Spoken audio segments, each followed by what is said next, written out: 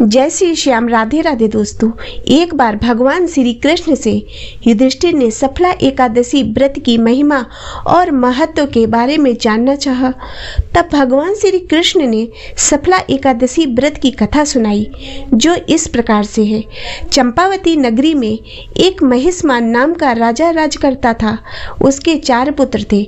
उन सब में लुम्पक नाम वाला बड़ा राजपुत्र महापापी व अधर्मी था। वह हमेशा ही देवी देवताओं का अपमान व निंदा करता रहता था। मांस भक्षण व मदिरा पान करना उसकी आदत थी। उससे दुखी होकर राजा महिष्मान ने उसे अपने राज्य से बाहर निकाल दिया। तब वह विचारने लगा कि कहाँ जाऊं, क्या करूं। अंत में उसने चोरी करने का निश्चय किया।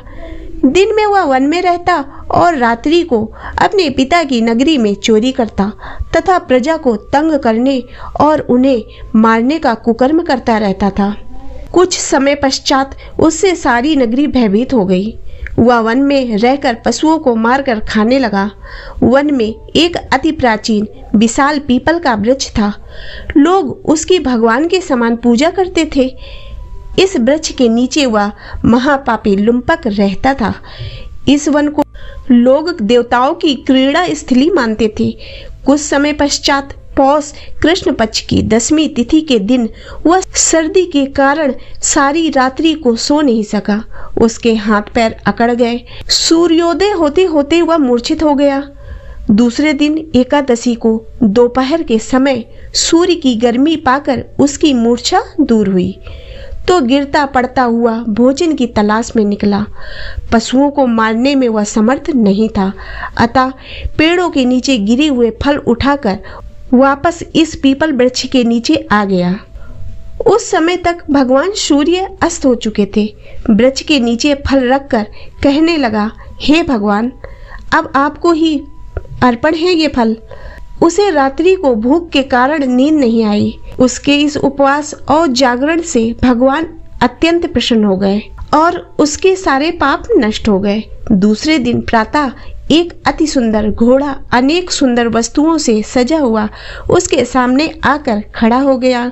उसी समय आकाशवाणी हुई, हे राजपुत्र, श्री नारायण की कृपा से तेरे पाप नष्ट हो गए। अब अपने पिता के पास जाकर राज प्राप्त करो। ऐसी आकाशवाणी सुनकर वह अत्यंत प्रसन्न हुआ और दिव्य वस्त्र धारण करके भगवान आपकी जय हो कहकर अपने पिता के पास गया। उसके पिता ने प्रसन्न होकर उसे समस्त राज्य का भार सौंप दिया और वन को चले गए।